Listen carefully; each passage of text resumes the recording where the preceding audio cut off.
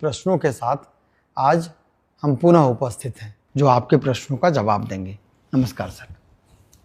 Sir कुछ प्रश्न है। पहला प्रश्न है, मुस्कान है, ये नया गांव उर्दू विद्यालय डुमरी कटसरी की हैं, शिवहर में हैं। इनका कहना है कि सर हाल ही में मेरा स्थानांतरण मेरे गृह जिला बेगूसराय में हुआ है।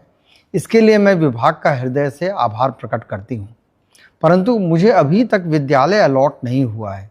सर विभिन्न शिक्षकों के द्वारा चलाए जा रहे यूट्यूब तथा अन्य चैनलों से जो जानकारी प्राप्त हो रही है उससे बहुत ज़्यादा विचलित हूँ, कृपया समाधान करें। देखिए, हम लोगों ने जैसे कहा, हम लोगों ने करीब 80,000 ट्रांसफ़र्स करीब हम लोगों ने किए और 1 से 6 कैटेगरी में जो प्रथम 6 कैटेगरी है उसको हम लोगों ने हम लोगों ने स्कूल अलॉट कर दिया, केवल 34 लोगों को छोड़ के। तो 34 लोग अभी किसी कारणवश गलती से छूट गए हैं, क्योंकि डीओ को अलॉट करना था, डीओ अलॉट कर रहे थे और स्थानांतरण के दौरान ही कुछ डीओ अपने इनबॉक्स में छोड़ के चले गए। तो करीब 34 ऐसे टीचर हैं जिसको हम लोगों ने खोज के निकाला है और उसको हम लोग अलॉट कर रहे हैं। तो 1 से 6 जो है उसमें सभी ने अपना स्कूल ज्वाइन कर लिया और इसके 1 से 6 में भी अधिकांश लोगों ने अपने स्कूल ज्वाइन कर लिए जहाँ पे भी अलॉटेड थे। लेकिन कुछ लोगों ने ज्वाइन समय पे नहीं किया। 30 तारीख का अंतिम तिथि था और आज भी मुझसे मिलने के लिए कुछ लोग आए थे और कह रहे थे कि अब 30 तारीख हम ज्वाइन नहीं कर हम लोगों ने किया, मैं हम ज्वाइन करना चाहते हैं। तो विभाग इसकी समीक्षा करेगी कि ऐसे कितने लोग हैं और क्या है, तो वो अलग बात है। और कुछ लोगों ने ज्वाइन नहीं किया। जो ऑप्शन दिया गया था कि यदि आप ज्वाइन नहीं करना चाहते हैं तो मत ज्वाइन करिए। तो जो व्यवस्था है 1 से 6 का, तो वो एग्जैक्टली ये है कि हम लोगों ने सभी को टेकअप कर लिया। साथ ही साथ फिर हम लोगों ने दूरी का फिर जो 7वां कैटेगरी था उसमें महिलाओं को टेकअप किया सबसे पहले। और महिलाओं में सबसे पहले हम लोगों ने 1 से 5 का हम लोगों ने अलॉटमेंट किया, 1 to 5 का। और 1 to 5 करते करते हम लोगों ने जब इंटर डिस्ट्रिक्ट अलॉटमेंट की प्रक्रिया हम लोगों ने शुरू की तो कुछ रेशोज़ तो हम लोग बैठ गए। मतलब एक टीचर इधर से गए, दूसरे जगह गए, दूसरे से तीसरे जगह गए। लेकिन उसमें भी करीब कुछ संख्या एक टीचर्स की, कुछ स्कूलों की है जहाँ पे हम लोग को अचानक पता चला कि वहाँ पे स्कूल बंद होने वाले हैं। तो हम लोगों ने उस जिला तो अलॉट कर दिया। हम लोग नहीं चाहते थे कि कुछ को स्कूल अलॉट कर दें और कुछ को जिला भी नहीं अलॉट करें, तो हम लोगों ने जिला अलॉट कर दिया। और हम लोग इस व्यवस्था में मैनेज करने के में है कि कुछ टीचर्स वहाँ जब जाएंगे तब हम लोग उस टीचर्स को रिलीव कर देंगे। तो ये प्रक्रिया ऑनगोइंग है कि धीरे धीरे। और इसी में भी आपका जब आप देखेंगे कि हम लोगों ने TRE 3 में जो बचे हुए कैंडिडेट्स हैं उनका काउंसलिंग शुरू किया। उसके बाद डिलेड एमएड वाला जो केस मुकदमे से जो अभ्यर्थी आए हैं 150 और 1,500 वो भी आ रहे हैं। तो ये सब जो ज्वाइन करेंगे तो ये सारे जो जहाँ पर एक संभावना थी कि टीचर्स मतलब स्कूल बंद हो जाएंगे तो वहाँ पे पोस्टिंग करते हुए इनको रिलीव करेंगे। और मोस्टली ये जो 1 से 5 वाले टीचर हैं ये बहुत ही पैनिक हो रहे हैं कि अब क्या होगा। तो ये जब आपको जिला ही अलॉट हो गया तो आप थोड़ा वेट कर सकते हैं कि भाई हम लोग कोशिश कर रहे हैं कि पठन पाठन इफेक्ट ना हो और टीचर्स पोस्टिंग के बाद आपको वहाँ से रिलीव कर देंगे, तभी हम लोग स्कूल अलॉट करेंगे। साथ ही साथ एक टीचर आपके यहाँ जाएगा और एक टीचर आप रिलीव हो जाएंगे। तो ये 7वां कैटेगरी हम लोगों ने ये किया है। और अब आप पूछेंगे कि 7वां पुरुष का क्या होगा, तो हम लोग ये वर्कआउट कर रहे हैं कि सबसे प्रथम जो लॉट होगा वो लॉट होगा जहाँ पर टीचर्स ज़्यादा हैं। जिन जिलों में वहाँ के पुरुषों को हम लोग जहाँ पे टीचर्स कम हैं उस ज़िले में शिफ्ट करेंगे। और आपको मैं जानकारी दे दूँगा कि जब 1 से 5 का आज हम लोगों ने PTR देखा, स्टूडेंट टीचर रेशो पूरे राज्य का, तो ऐसे भी ज़िले हैं जहाँ 13 बच्चों पर एक टीचर है और ऐसे भी ज़िले हैं जहाँ 44 बच्चों पर एक टीचर है। मैं ज़िलों का नाम नहीं लूँगा, लेकिन ये इसको नॉर्मलाइज करना भी एक बड़ा चैलेंज हो गया है। तो हम लोग कोशिश में हैं कि जहाँ पर टीचर्स ज़्यादा हैं और जहाँ पर टीचर्स कम हैं, यदि पुरुषों ने वहाँ के लिए ऑप्ट किया है तो वहाँ पे हम लोग उनकी स्वेच्छा अनुसार वहाँ पे हम लोग ट्रांसफ़र कर देंगे। तो ये पुरुषों का एक्सरसाइज भी हम लोग कर रहे हैं। और फिर धीरे धीरे जो महिलाओं का भी इशू रह जाएगा, जो मतलब बाकी पुरुषों का रह जाएगा, तो ये इस पर निर्भरता रहेगी कि कहाँ पे टीचर्स कम हैं और कहाँ पे टीचर्स ज़्यादा हैं, उसके आधार पर उसको हम लोग टेकअप करेंगे। तो पुरुषों को हम लोगों ने नहीं छोड़ा, पुरुषों पर भी हम लोग एक्सरसाइज कर रहे हैं। और बीच बीच में यूट्यूब और फेसबुक और सोशल मीडिया अचानक पैनिक टीचरों में क्रिएट कर देते हैं कि लगता है अब ट्रांसफ़र रुक जाएगा। देखिए, हम लोग कंटिन्यूसली इस पर काम करते रहते हैं और मेरी टीम है, मेरे ऑफिसर्स हैं, कंटिन्यूसली सबको एक काम दिया है। कुछ को पुरुषों का दिया है, कुछ को महिलाओं का दिया है, कुछ को 1 से 6 का जो इश्यूज़ हैं उसको सेटल करने का दिया है। तो ये पैनिक कभी नहीं होना चाहिए। और हम लोग का ऑफिशियल चैनल है, सरकारी चैनल है, हम लोग शिक्षा की बात करते हैं। और जब भी हम लोग प्रेस रिलीज़ करते हैं, एक ऑफिशियल प्रेस रिलीज, इसको इंटरप्रेट करने की कोशिश मत करिए। होता है कि अचानक आप इंटरप्रेट उसको करते हैं। हम लोगों ने जैसे ऐच्छिक स्थानांतरण दिया, ये एक ऑप्शन था, आप ऑप्शन मतलब चुनिए या नहीं चुनिए, लेकिन उसको इंटरप्रेट करने लगा कि लगता है कि अब ऐच्छिक स्थानांतरण होगा और कोई स्थानांतरण नहीं हुआ। ये कभी हम लोगों ने नहीं कहा ये बात। तो हमेशा देखिए, जब हम लोग प्रेस रिलीजेस देते हैं, आप थोड़ा इंतज़ार करिए, आप और इंटरप्रेट करने की कोशिश मत करिए। हमारा ऑफिशियल चैनल्स हैं जिस पर हम लोग अपना क्लैरिफिकेशन देते हैं, और हम चाहते हैं कि ये पूरी व्यवस्था ट्रांसपेरेंट हो और टीचर्स को जानकारी हो कि उनके साथ क्या हो रहा है। कोई बात हम छुपा के नहीं रखना चाहते कि भाई हम छुपा के रखे हुए हैं और मतलब हम लोग अन्यथा बोलना नहीं चाहते। हमने आपको बता दिया कि 34 लोग, हम लोगों से गलती हो गई, छूट गया थे। हम लोग जिसको खोज के निकाले थे, जिनको 1 से 6 कैटेगरी में जिनको जिला अलॉटेड है, स्कूल अलॉटेड नहीं है, कर रहे हैं। और जो लोग अब कुछ लोगों ने मुझसे पूछा, अचानक बहुत सारे मैसेजेस आए कि सर अंतर जिला वाले को तो आपने पास कर दिया और बाहर वाले जिले को आपने छोड़ दिया है। देखिए, टीचरों को समझना भी ये चाहिए। देखिए, सीनियरिटी जब टीचरों की लिखी जाती है, तो जब आप किसी अन्य जिले में जाते हैं तो आपकी सीनियरिटी उस जिले के टीचरों के सीनियरिटी सबसे नीचे हो जाती है। ये भी समझना चाहिए। और प्राथमिकता हमेशा उस जिले के अंदर इनसाइडर टीचर की है, और आपकी प्राथमिकता उसके बाद आती है, क्योंकि आप उस जिले के अंदर जा रहे हैं। तो अचानक ये भी पैनिक हो गया कि देखिए, उसको तो कर दिए, हमको छोड़ दिए, हमको टेकअप किए तो उसको छोड़ दिए। तो हम लोग एक फॉर्मूला से चलते हैं और एक सिस्टम से चलते हैं। हम लोग कोई मतलब रैंडम नहीं करते हैं, और निर्णय भी रैंडम नहीं होते। उसकी पॉलिसी होती है कि देखिए, हम लोगों ने विद इन डिस्ट्रिक्ट है, इनको ऐसे ट्रीट किया, आउटसाइड डिस्ट्रिक्ट है क्योंकि उनकी प्राथमिकता नीचे है, सबसे नीचे है, उनको हम लोगों ने ऐसे ट्रीट किया।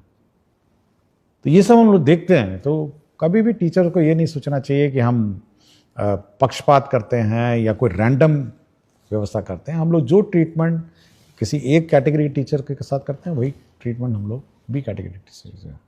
और कोई हम लोग मतलब इसका गलत इंटरप्रिटेशन किसी टीचर या किसी सोशल मीडिया में, जो हमारे टीचर्स ग्रुप बहुत सारे हैं, उनको नहीं करना चाहिए।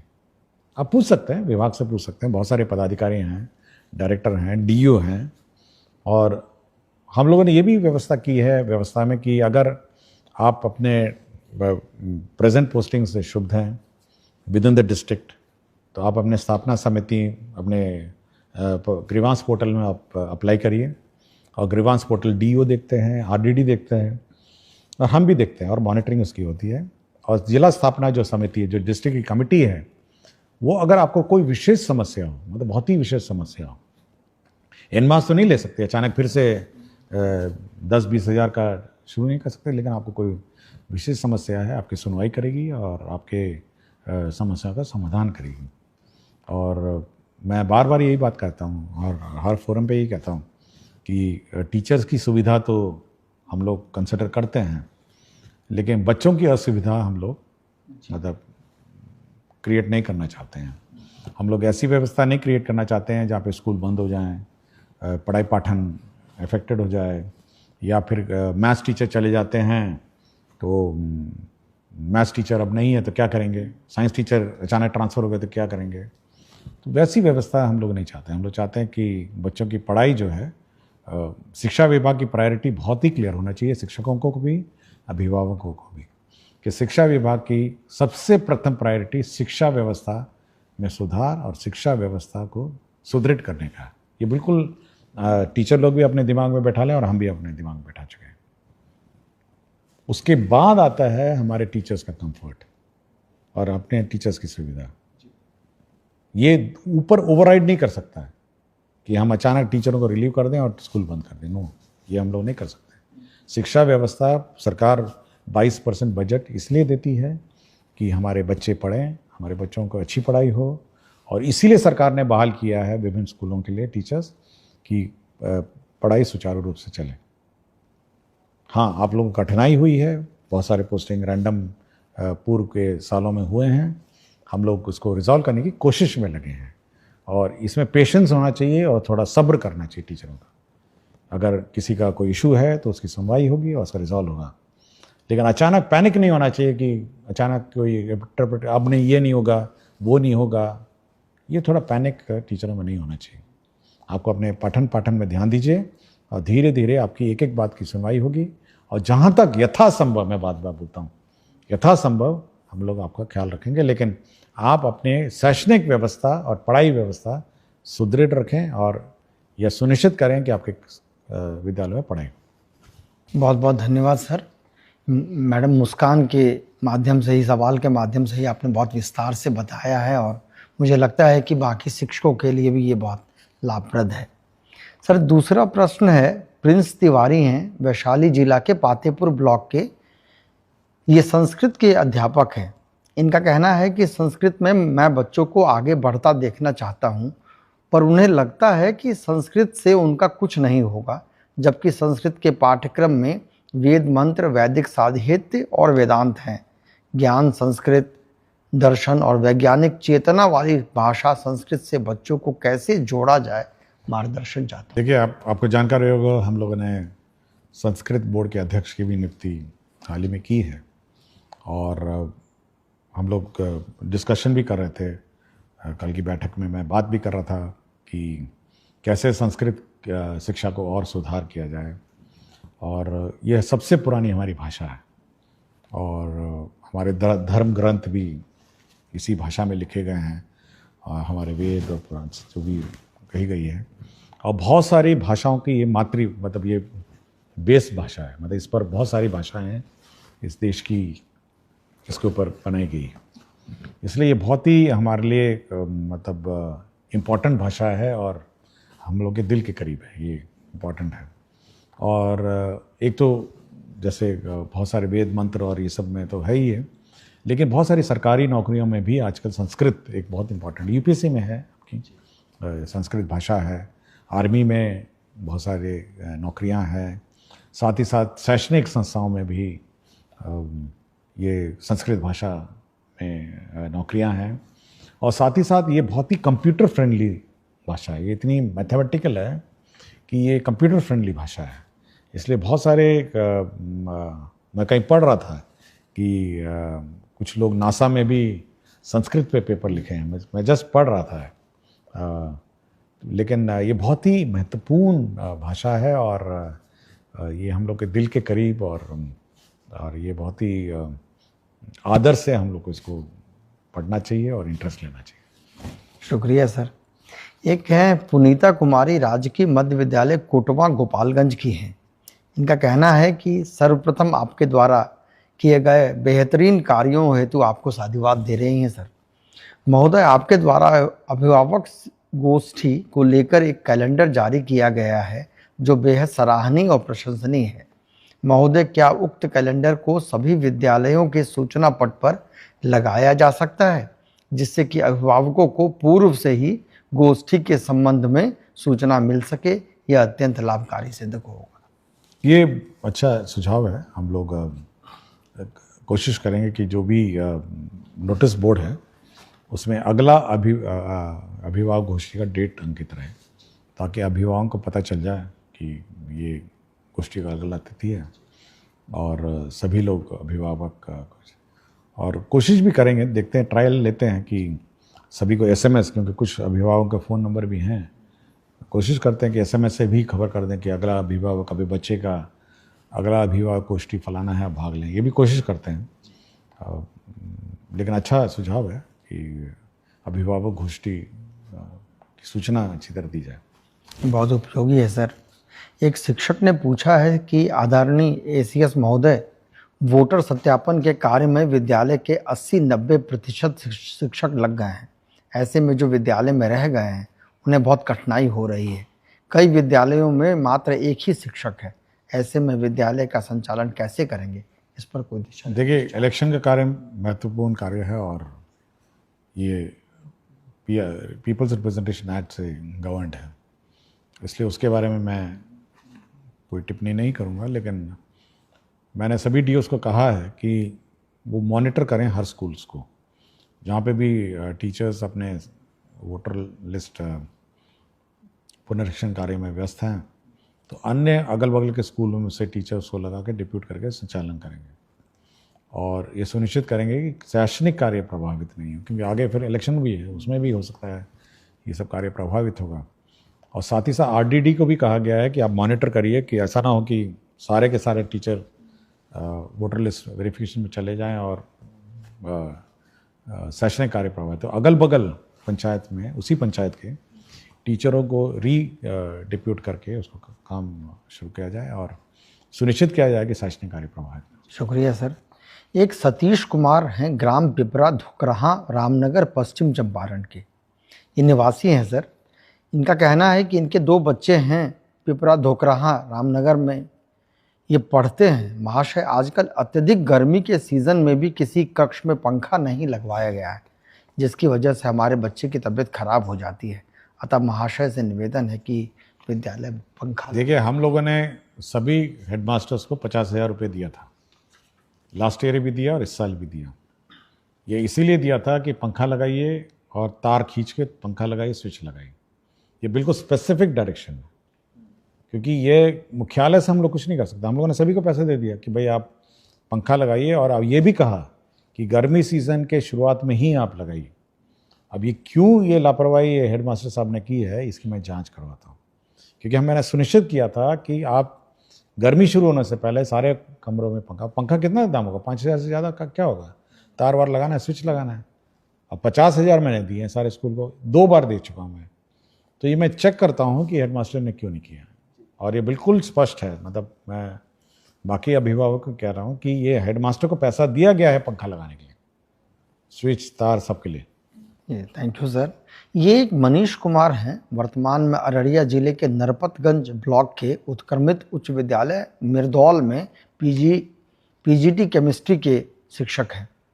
इन्होंने कहा है कि मैंने अपनी पढ़ाई आईआईटी पल्लाक्कड़ केरला से की है। उसके पश्चात पीडब्ल्यू कैरियर पॉइंट जैसे बड़े कोचिंग संस्थानों में केमिस्ट्री फैकल्टी के रूप में 1 लाख रुपए से अधिक की महीने की सैलरी छोड़कर सरकारी विद्यालय में शिक्षण प्रारंभ किया, ताकि आर्थिक स्थिति से जूझ रहे बच्चों के जेई नीट जैसे परीक्षा को पास करने में बाधा न आए।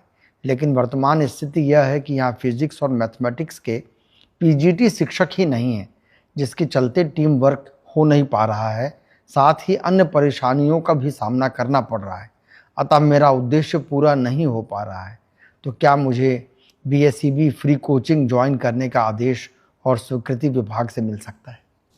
देखिए, हम लोगों ने आपको याद होगा हाल ही में हमने चिट्ठी लिखा है कि जहाँ पर जो सब्जेक्ट टीचर्स नहीं हैं, आप डेपुटेशन से उसको काम चलाइए। अगल बगल पंचायत के जो स्कूल्स हैं उसी में आप डेपुटेशन से काम चलाइए।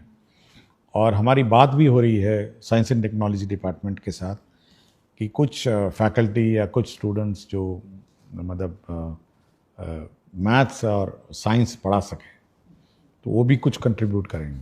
तो ये 2 स्ट्रीम है जो हम लोग कर रहे हैं, और कोशिश करेंगे कि ये जो टीचर्स की कमी है ये पूरी हो जाए, और अगला जो रिक्रूटमेंट है उसमें हम विशेषकर ये जो स्पेसिफिक सब्जेक्ट वैकेंसीज़ हैं इस पर ज़्यादा ध्यान देंगे। और जहाँ तक ये कंपटीशन की बात है, मैं बताना चाहूँगा कि हम लोग जितने भी देश के प्रमुख कोचिंग संस्थाएं हैं जो जेई नीट और ये सब का कोचिंग देते हैं, उनसे हम लोग एमओयू कर रहे हैं। हाल ही में हम लोगों ने कस्तूरबा गांधी विद्यालय के का फिज़िक्स वाला पीडब्ल्यू के साथ हम लोगों ने MOU करने का निर्णय लिया। उनका ऑफर आया था तो हम लोगों ने निर्णय ले लिया कि अब फिज़िक्स वाला जितने भी कस्तूरबा गांधी विद्यालय हमारे हैं, लड़कियां हैं, उनको कोचिंग कराएंगे। और इसके लिए हम लोगों ने 1.5 लाख रुपए जो टीवी मॉनिटर है ऑनलाइन कोचिंग के लिए और जो भी इंफ्रास्ट्रक्चर है उसके लिए हम लोगों ने सैंक्शन भी कर दिया है। तो धीरे धीरे हम लोग जब बाकी जितने भी अन्य कोचिंग संस्थाएं हैं उनके साथ भी धीरे धीरे हम लोग विभिन्न विद्यालय और विविध आवासीय विद्यालय इनके साथ हम लोग अब टाई अप करेंगे। तो कंपटीशन तो राज्य सरकार चाहती है कि हमारे बच्चे कंपटीशन की तैयारी करें और ये अच्छी बात है। इस प्रकार के जो टीचर हैं मैं तो हैरान था कि IIT कोझिकोड से हैं ना, पलक्कड़ से हैं।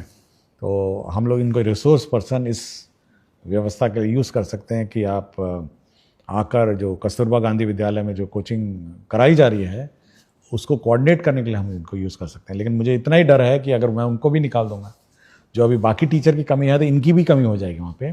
तो कुछ व्यवस्था करते हैं, आई विल ट्राई कि वहाँ टीचर किसी अन्य स्कूलों से डिप्यूट करें और इनको हम ज़रूर रिसोर्स पर्सन के रूप में यूज़ करेंगे। बहुत बहुत शुक्रिया सर। ये मुझे निश्चित है कि KGBB की लड़कियां बहुत खुश हों। हाँ, हम चाहते हैं कि वो बहुत सबसे गरीब परिवार की आती हैं, कस्तूरबा गांधी विद्यालय हॉस्टल में रहती हैं, तो कम से कम एक कोचिंग का जो एक्सपोजर है या ट्रेनिंग है कम से कम वो मिल सकेगा हमको।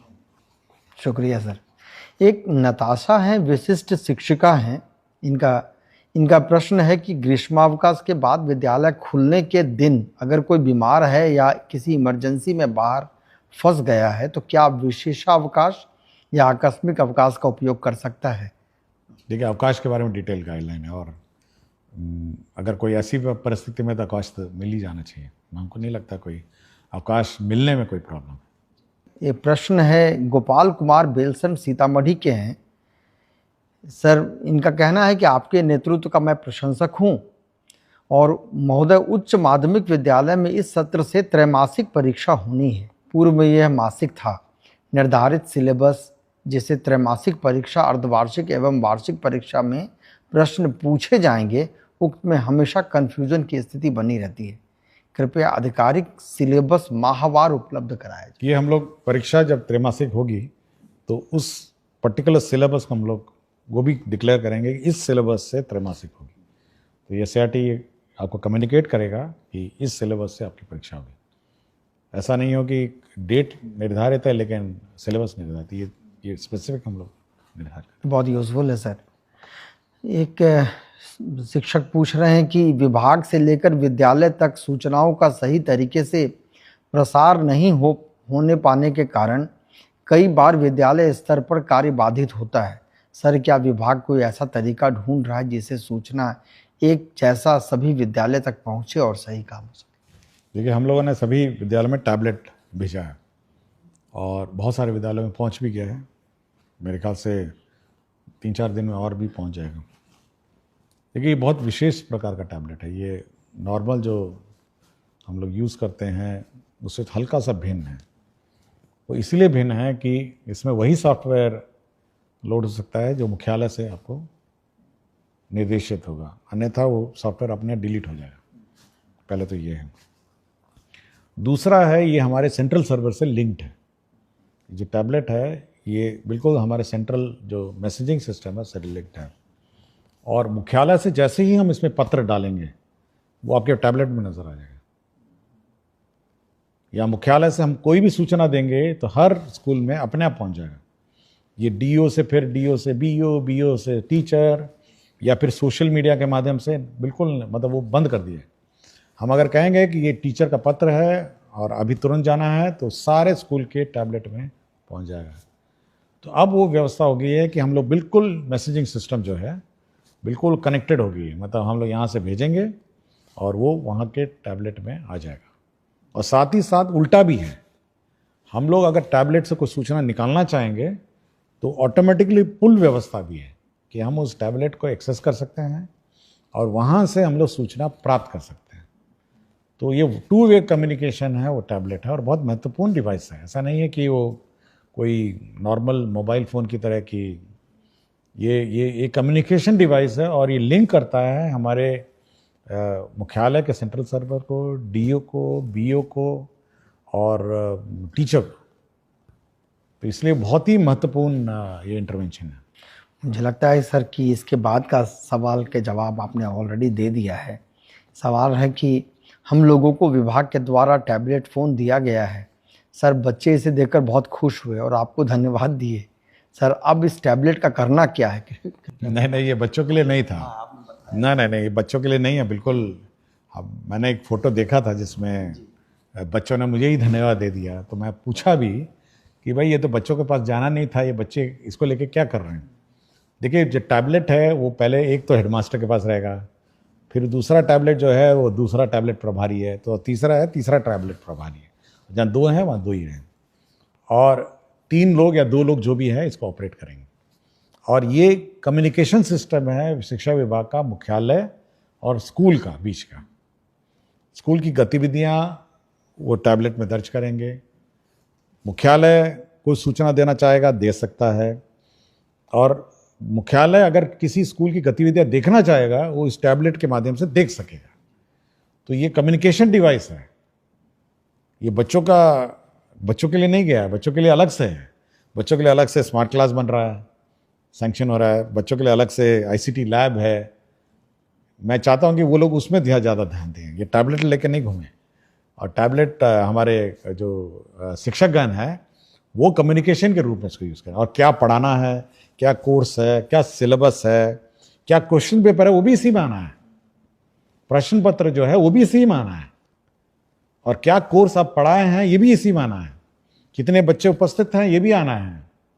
तो ये बहुत महत्वपूर्ण डिवाइस है।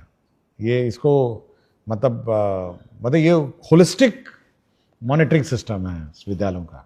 आपका बहुत बहुत शुक्रिया सर। मैं सभी देखने और सुनने वालों का धन्यवाद कहता हूं, और अगले अंक में फिर हम पुनः कुछ प्रश्नों के साथ उपस्थित होंगे। तब तक के लिए धन्यवाद, नमस्कार।